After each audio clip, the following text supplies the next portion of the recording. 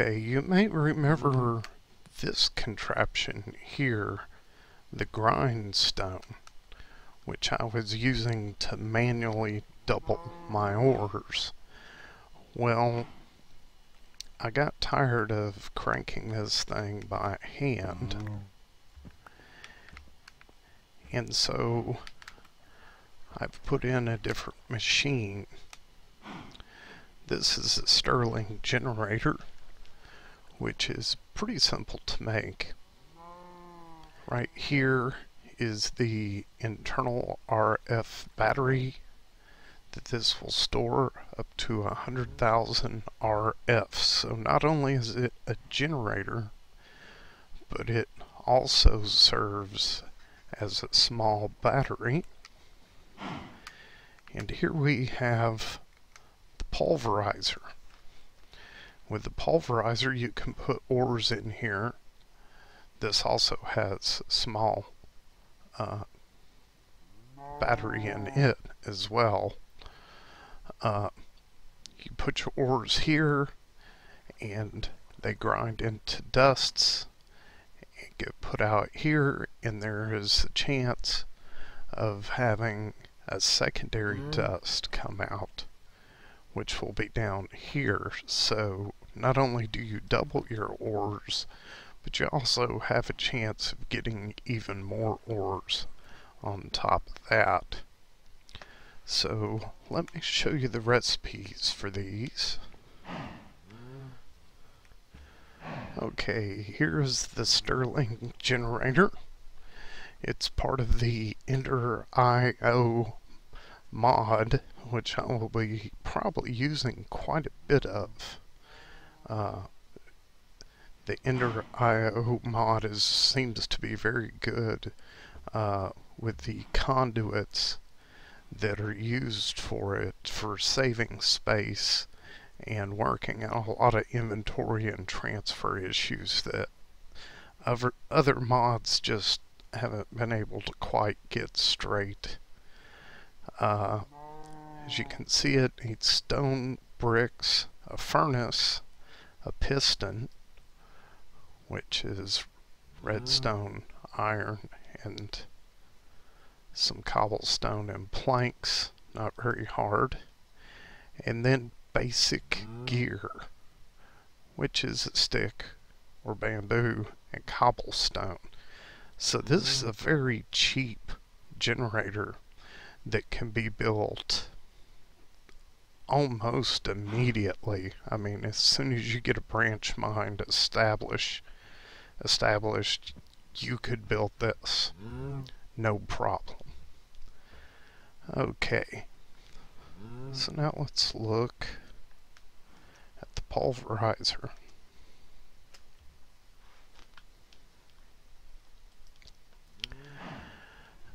This takes a piston, some flint, a machine frame, which is, you can use steel, gold, and glass, or you can come down here and use iron and gold and glass in its place. So that's not hard to get. Then you have a redstone reception coil, which is gold and redstone. That's not hard. And a copper gear, which is a stone gear with 4 copper ingots. And on down the rabbit hole on those gears. So both these you can get fairly quickly, right off the bat. And one of the good things about this, if you look, I don't have any energy conduit going from this generator to the Pulverizer. You just stick it next to it and it automatically transmits the energy over. Generator runs off coal or any combustible material. Now, I have quite a bit of coal, but I want to save what I have, so let me show you what I'm doing over here. Over here, I have a coal coke oven. Now, you put coal in here, and it cooks into coal coke. Now, one piece of coal coke will burn equivalent to 4 pieces of coal. So you can quadruple your coal energy output. You also get creosote oil, which can be used with some forms of energy production, but it comes in best for making railroad ties to go along with steve carts. So all of my coal I'm pumping through these coal coke ovens. Now, a coal coke oven is basically 3 blocks high, 3 blocks deep, and this one center block here, that would be here, is left empty. And it is made out of coal coke bricks, which, let me show you the recipe for this. Coke oven brick. This is made from sand and brick, which brick is basically furnaced or smelted clay. That's not hard. There's sandy brick that can be used for this too, but I find it's easy just to cook off a bunch of clay, mix it with sand, and you get this. It will use a lot of sand, so you need to find a desert biome or a lot of beaches to be able to get these. I prefer to have about 4 or 5 of these ovens. I've had tree farms before that were feeding logs into them. When you do that, these will make charcoal. And then I had the charcoal going off into generators. I may do that with this playthrough. I may not. It just depends. So this is the basic setup that I would recommend for early game energy. Stick your coal in coal coke ovens, get your coal coke, and then just feed it all into Stirling generators, and you will have a ton of energy right off the bat. This will save you a lot of headache, and it sure beats cranking that hand crank trying to double your ores. Okay, so now I've got my electric smelter set up, which is an alloy smelter, which I just hooked in.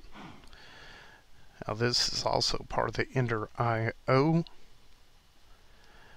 It has furnace mode only, all smelting, and alloys only. So you can use it for specialty alloys or regular furnace cooking, or both. Now I just hooked it up so you can see its energy reserve is starting to build. Now let me show you the recipe for this. It is not too bad. Okay, so we have 2 stone bricks, a regular furnace, copper ingot, then we have this machine chassis, which is iron and iron bars, that's not too hard, and a basic capacitor, which is copper, redstone, and gold nuggets. So this is not very hard to get. It only has 2 specialized components, and those are very cheap. So here we are. As you can see, the alloy smelter is charging.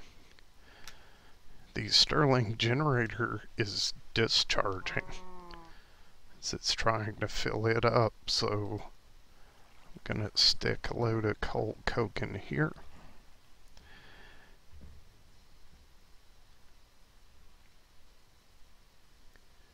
It's still discharging, but it is feeding energy out. The pulverizer is full.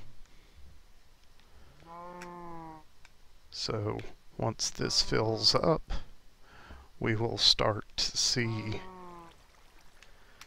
this will start to fill up as well. Now we can smelt anything that we need to, and we can pulverize. It's all set up. As long as I keep filling coal into my coal coke ovens, I should have more energy at the moment than I need, at least until I get into an automated setup. Now, one thing I did want to show, if we look at our alloy smelter, it is full. Our pulverizer is fully charged as well, but our Stirling generator is losing. Very slowly, it is losing charge. So you pretty much want to fuel it as you need to for large batches of stuff if you're worried about 100% fuel economy. But considering how quickly it fills up, you're not wasting much. Another thing that I wanted to note as well, the pulverizer can be used to turn cobblestone into sand with, I believe, a chance for a drop of gravel as well. Now, I've run into problems because I cannot find, yeah, there's some gravel. I cannot find a desert biome, but I've done a ton of mining, so since I can't get sand directly from my surroundings, I'm gonna have to create it, but that's no problem because I've got more cobblestone than I can use. So this is working out rather nicely. As long as I can keep electricity pumping into this, I should be doing pretty good. Now I've started working on a mob grinder using the zombie spawner that I originally cleared out. I cut a shortcut through to it, put some stairs down, and here you can see it, a little zombie spinning around. Now what I plan on doing is this block will spawn zombies